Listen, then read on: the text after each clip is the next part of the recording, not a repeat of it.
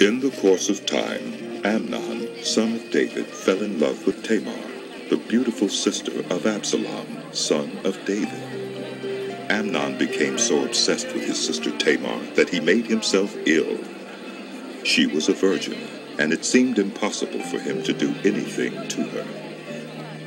Now Amnon had an advisor named Jonadab, son of Shimeah, David's brother. Jonadab was a very shrewd man.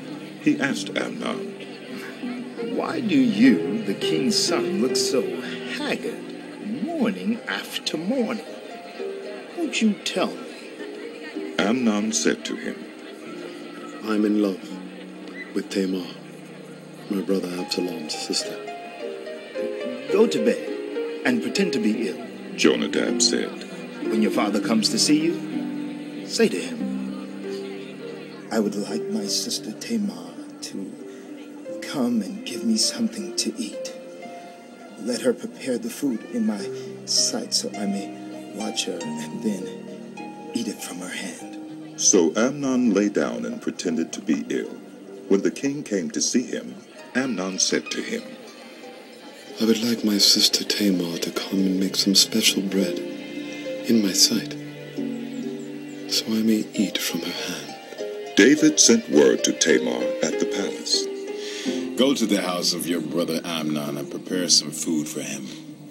So Tamar went to the house of her brother Amnon, who was lying down. She took some dough, kneaded it, made the bread in his sight, and baked it. Then she took the pan and served him the bread, but he refused to eat. "Send everyone out of here," Amnon said. So everyone left him.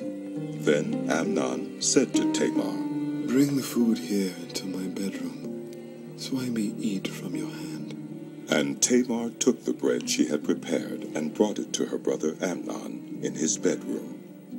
But when she took it to him to eat, he grabbed her and said, "Come to bed with me, my sister." "No, my brother!" she said to him. "Don't force me. Such a thing should not be done in Israel. Don't do this wicked thing. What about me? Where could I get rid of my disgrace? And what about you? You would be like one of the wicked fools in Israel. Please speak to the king. He will not keep me from being married to you." Stop. But he refused to listen to her, and since he was stronger than she, he raped her. Then Amnon hated her with intense hatred. In fact, he hated her more than he had loved her. Amnon said to her, "Get up and get out!" No! No! She said to him, "Sending me away would be a greater wrong than what you have already done to me." But he refused to listen to her. He called his personal servant and said, "Get this woman out of my sight, and bolt the door after her." So his servant put her out and bolted the door after her. She was wearing a richly ornamented robe, for this was the kind of garment the virgin daughters of the king wore. Tamar put ashes on her head and tore the ornamented robe she was wearing. She put her hands on her head and went away, weeping aloud as she went. Her brother Absalom said to her, "Has that Amnon, your brother, been with you?" Be quiet for now, my sister. He is your brother. Don't take this thing to heart. And Tamar lived in her brother Absalom's house, a desolate woman. When King David heard all this, he was furious. And Absalom never spoke to Amnon again. He hated Amnon because he had disgraced his sister Tamar. 2 years later, when Absalom's sheep shearers were at Baal Hazor, near the border of Ephraim, he invited all the king's sons to come there. Absalom went to the king and said, Your servant has had shearers come. Will the king and his attendants please join you? "No, my son," the king replied. "All of us should not go. We would only be a burden to you." Although Absalom urged him, he still refused to go, but gave him his blessing.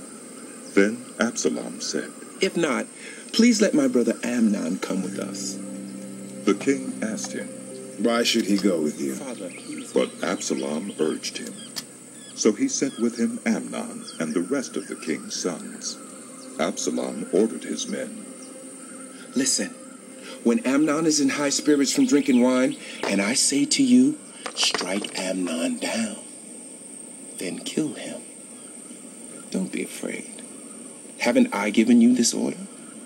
Be strong and brave. So Absalom's men did to Amnon what Absalom had ordered. Then all the king's sons got up, mounted their mules, and fled.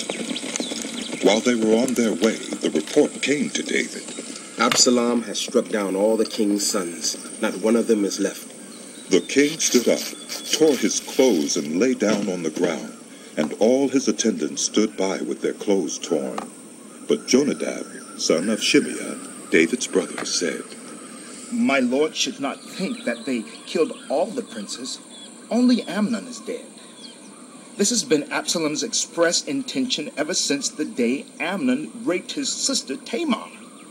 My lord, the king should not be concerned about the report that all the king's sons are dead. Only Amnon is dead. Meanwhile, Absalom had fled. Now the man standing watch looked up and saw many people on the road west of him, coming down the side of the hill. The watchman went and told the king. I see men in the direction of Horonaim, on the side of the hill. Jonadab said to the king, See, the king's sons have come. It has happened just as your servant said. As he finished speaking, the king's sons came in, wailing loudly. The king, too, and all his attendants wept very bitterly. Absalom fled and went to Talmai, son of Ammiad, the king of Geshur. But King David mourned many days for his son. After Absalom fled and went to Geshur, he stayed there 3 years, and King David longed to go to Absalom, for he was consoled concerning Amnon's death.